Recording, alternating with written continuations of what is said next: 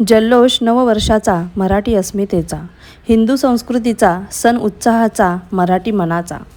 नमस्कार, मी पूजा. आपल्या चॅनेलवर तुम्हा सगळ्यांचं पुन्हा एकदा खूप खूप मनापासून स्वागत करते.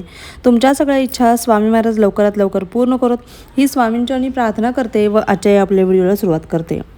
गुढीपाडवा. यंदा 19 मार्चला गुढीपाडवा येणार आहे. तर या दिवशी कोणत्या रंगाची साडी नेसायची हा प्रश्न तर सगळ्यांना पडलाच असेल, बरोबर ना? तर गुढीपाडवा हा दिवस का साजरा केला जातो? तर या दिवशी विजयाचे प्रतीक म्हणून घराच्या अंगणामध्ये आपल्या गुढी उभारली जाते. आपल्या मराठी नववर्षाच्या पहिल्या दिवशी नवे संकल्प करून प्रगतीकडे वाटचाल करण्याचा दिवस म्हणजेच गुढीपाडवा आहे. तर या दिवशी आपण कोणते शुभ रंग किंवा असे कोणते दोन रंग आहेत जे चुकूनही गुढीला नेसवायचे नाहीत हेच आजच्या व्हिडिओमध्ये पाहणार आहोत. त्यामुळे व्हिडिओ स्किप न करता शेवटपर्यंत पाहायचा आहे. कधीही साडी निवडताना आपण कधीही गुढीला साडी निवडताना मन प्रसन्न करणारी किंवा आपल्या मनाला किंवा आपल्या डोळ्यांना शांतता देणारी अशी साडी निवडायची आहे. त्यातील सगळ्यात पहिली रंगाची साडी म्हणजे केसरी रंगाची साडी आहे. गुढी हे ध्वजाचे प्रतीक मानले जाते, हे तुम्हाला देखील माहिती आहे. तसेच गुढीला ब्रह्मध्वजही मानले जाते, बरोबर ना? हा रंग सकारात्मकता, ऊर्जा, त्याग, ज्ञान, शौर्य आणि वीरतेचे प्रतीक आहे. म्हणून केशरी रंग हा खूप अशुभ रंग मानला जातो. केसरी रंग तुम्ही आवर्जून गुढीला नेसवू शकता. त्याच पद्धतीने दुसरा रंग आहे पिवळा रंग. पिवळा रंग हा ऊर्जा, आनंद, संपन्नता व सकारात्मकतेचे प्रतीक असून मनाला उत्साही देखील ठेवतो. तसेच पिवळा रंग हा हळदीचा देखील आहे आणि हळदीशिवाय कोणताही फंक्शन किंवा कोणतंही कार्य हे अपूर्ण आहे, तुम्हाला देखील माहिती आहे, बरोबर ना? त्यामुळे पिवळा रंग अतिशय शुभ आहे. तुम्ही पिवळ्या रंगाची साडी देखील गुढीला नेसवू शकता. तिसरा रंग आहे लाल रंग. लाल रंग उत्साह, सौंदर्य, धैर्य व नवीन जीवनाचे प्रतीक मानला जातो. माता लक्ष्मीला देखील अत्यंत प्रिय असल्याने व देवी कार्यासाठी अतिशय शुभ असा हा रंग मानला जातो. म्हणून लाल रंगाची साडी आवर्जून गुढीला नेसवावी. हळदी कुंकू ही लाल रंगाचं असतं, लाल व पिवळ्या रंगाचं, बरोबर? त्यामुळे आपल्या सुहासनींचा ज्यावेळेस कार्यक्रम असेल त्यावेळेस हळदी कुंकवाचा मानपान पहिला केला जातो. त्यामुळे लाल व पिवळ्या रंगाची साडी देखील अतिशय शुभ मानली गेली आहे. चौथा रंग आहे हिरवा रंग. हिरवा रंग निसर्ग, समृद्धी व प्रगतीचे प्रतीक मानला आहे. गुढीसाठी हिरव्या रंगाची साडी वापरणे शुभ मानले जाते. त्याच पद्धतीने आपण कधीही देवीची ओटी भरत असो किंवा देवीचा कुळाचार करत असो तर हिरव्या रंगाच्या साडीचा मान आपण आवर्जून देत असतो. विशेषत म्हणजे काठपदराच्या व सोनेरी काठ असणाऱ्या साड्यांचा विशेष मान दिला जातो.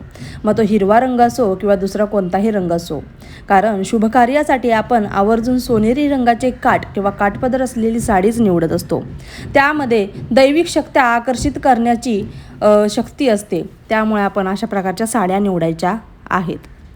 बघा, त्याच पद्धतीने हा रंग नव्या सुरुवातीचे आणि उन्नतीचे प्रतीक आहे. तो आरोग्य आणि ताजेतवानेपणाचाही संदेश देतो. म्हणून आपल्याला हिरव्या रंगाची साडी देखील तुम्ही निवडू शकता. हिरवा रंग देखील अतिशय शुभ रंग मानला गेलेला आहे. पाचवा रंग आहे गुलाबी साडी. गुलाबी साडी हे प्रेम, सौंदर्य व आनंदाचे प्रतीक असलेला रंग आहे. हा सौम्य व शांततेचा अनुभव आपल्याला देत असतो.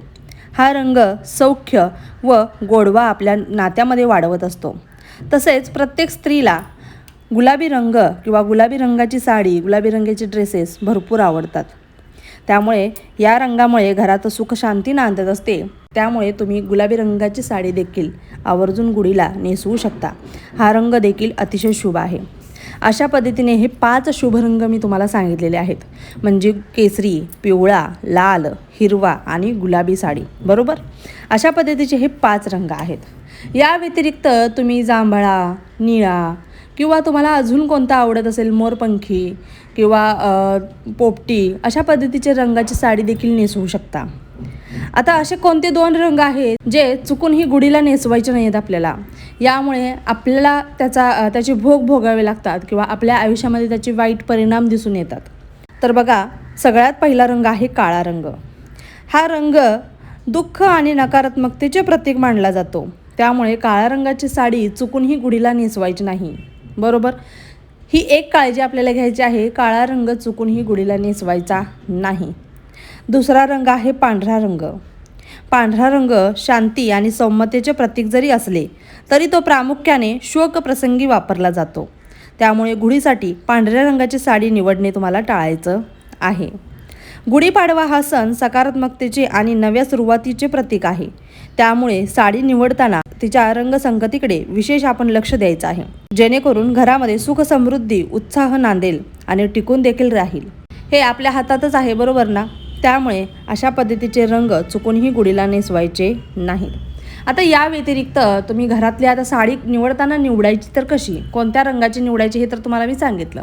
पण घरामध्ये जुनी झालेली किंवा फाटलेली किंवा आपण नेसून झालेली, आपण नेसून तिला 4 वेळा धुतलं आहे म्हणून आपण नेसवं, ती साडी निवडून आपण आपल्याला आवडते म्हणून गुढीला नेसवायची नाही. अशा चुका टाळायच्या आहेत आपल्याला. गुढीसाठी नवीन वस्त्र आणण्याचा प्रयत्न करा. हा मला मान्य आहे, प्रत्येकाचीच परिस्थिती असते नवीन साडी आणण्याची, असतेच असं नाही, बरोबर ना? तर तुम्ही घरातली तुम्ही नेसली नाहीत पण नवीन आहे, भले ती काटापदराची नसो, साधी आहे पण नवीन आहे, अशी साडी जरी तुम्ही गुढीला नेसवली तरी देखील चालणार आहे. कारण आपल्याला आपली परिस्थिती बघून देखील आपण हे करायचं आहे. नाहीतर कसं होतं, आम्ही तुम्हाला सांगणार आणि मग तुम्हाला टेन्शन येतं की आता नवीन साडी कुठून आणू वगैरे वगैरे, बरोबर? तर अशा पद्धतीने तुमच्या घरामध्ये नवीन असेल पण ती घातली नसेल, तुम्ही नेसली नसेल किंवा फक्त अंगाला लावून बघितलेली आहे पण धुतलेली वगैरे नाही आहे तरी देखील नेसवली तरी चालेल, काही हरकत नाही आहे. गुढीची काठी निवडताना बांबूची काठी चुकूनही निवडायची नाही आहे. आता ते तुम्हाला नेक्स्ट व्हिडिओमध्ये नक्कीच मी सांगणार आहे. बांबूची काठी ही पोकळ असते, आपल्याला भरीव काठी म्हणजेच वेळूची काठी निवडायची आहे. त्यामुळे गुढीपाडवा साजरा कसा करायचा, गुढी कशी उभारायची हे नेक्स्ट व्हिडिओमध्ये नक्कीच आपण पाहणार आहोत. अशा पद्धतीने तुम्हाला समजलंच असेल कशा पद्धतीने आपण साडी वगैरे निवडायची आहे. कधी असं होतं, ज्याच्याकडे साडी नाही आहे तो ब्लाऊज पीस आणि खण देखील साडीला गुढीला लावत असतो, काही हरकत नाही आहे. जसं आपल्याकडे आहे तसं आपण पद्धतीने वापरायचं आहे. ज्यांची पहिलाच गुढीपाडवा आहे त्यांनी व्हिडिओमध्ये माहिती सांगितलेली तुम्ही ऐकलीच असेल, पण पहिला गुढीपाडवा आपल्या सासरी ज्या प्रकारे रूढी परंपरा आहेत, व्हिडिओ न पाहता व्हिडिओमधील सगळेजण वेगवेगळ्या पद्धतीने सांगत असतात, बरोबर? प्रत्येकाचं मत वेगवेगळं असू शकतं. तर तुमच्या घरामध्ये कशा पद्धतीने गुढीपाडवा साजरा करतात, तुमच्या घरातल्या रूढी परंपरा तुम्ही जाणून घ्या आणि नंतरच तुम्ही गुढीपाडवा साजरा करा. ज्यांचा पहिलाच गुढीपाडवा हा लग्नानंतरचा पहिलाच गुढीपाडवा हा सण आहे, त्यांनी त्यांची संस्कृती देखील जपली पाहिजे, त्यांची परंपरा रूढी देखील जपल्या पाहिजेत. त्यामुळे त्या देखील तुम्ही आपल्या घरातल्या मोठ्या थोर व्यक्तींना विचारायचे आहेत कशा पद्धतीने आपल्या घरामध्ये गुढीपाडवा साजरा करतात आणि तीच संस्कृती तुम्हाला पुढे जपायची आहे. अशा पद्धतीने आपल्याला आज कळलं आहे की गुढीपाडव्याला कोणते 5 शुभ रंग आहेत आणि कोणते 2 अशुभ रंग आहेत. म्हणजेच अशुभ असं काही नसतं, फक्त 2 साड्या तुम्हाला गुढीला त्या नेसवायच्या नाही आहेत. अशा पद्धतीने आपल्याला गुढीपाडवा हा सण साजरा करायचा आहे. अतिशय छोटीशा माहितीसोबत तुमचा आज निरोप घेते. श्री स्वामी समर्थ.